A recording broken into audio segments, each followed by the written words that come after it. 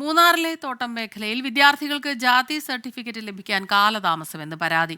ഇതോടെ ഉപരിപഠനത്തിന് അപേക്ഷിക്കുന്നതിൽ പ്രതിസന്ധി നേരിടുകയാണിവർ. മൂന്നാറിലെ തോട്ടം തൊഴിലാളികളുടെ മക്കളാണ് മേഖലയിലെ വിദ്യാർത്ഥികളിൽ ഏറെയും. കോളേജ് അഡ്മിഷന് ജാതി സർട്ടിഫിക്കറ്റ് വേണം. എന്നാൽ കൃത്യസമയത്ത് സർട്ടിഫിക്കറ്റ് കിട്ടുന്നില്ല എന്നാണ് പരാതി. കൂടുതൽ പേരും തമിഴ്നാടാണ് ഉപരിപഠനത്തിന് തിരഞ്ഞെടുക്കുന്നത്. ജാതി സർട്ടിഫിക്കറ്റ് ലഭിക്കാനുണ്ടാകുന്ന താമസം സാധ്യത ഇല്ലാതാക്കുന്നു എന്നാണ് പരാതി.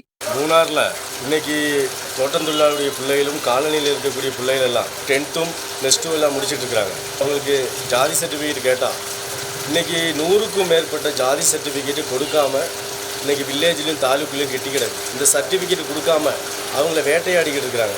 വില്ലേജ് ഓഫീസിൽ നിന്ന് ജാതി സർട്ടിഫിക്കറ്റ് ലഭിക്കാൻ ഓൺലൈനായാണ് അപേക്ഷിക്കേണ്ടത്. ഒരുമിച്ച് ഇത്രയേറെ അപേക്ഷകൾ വന്നതാണ് കാലതാമസത്തിന് കാരണം. പ്രശ്നം പരിഹരിക്കാൻ നടപടിയെടുക്കണമെന്നാണ് ആവശ്യം. 24 ഇടുക്കി. ലോകത്തെവിടെയായാലും ഏത് സമയത്തും 24 വാർത്തകളും ഓഗ്മെന്റഡ് റിയാലിറ്റി പാക്കേജുകളും എക്സ്പ്ലെയിനറുകളും വിശദമായി കാണാൻ ഞങ്ങളുടെ യൂട്യൂബ് ചാനൽ നിങ്ങൾക്ക് സബ്സ്ക്രൈബ് ചെയ്യാം.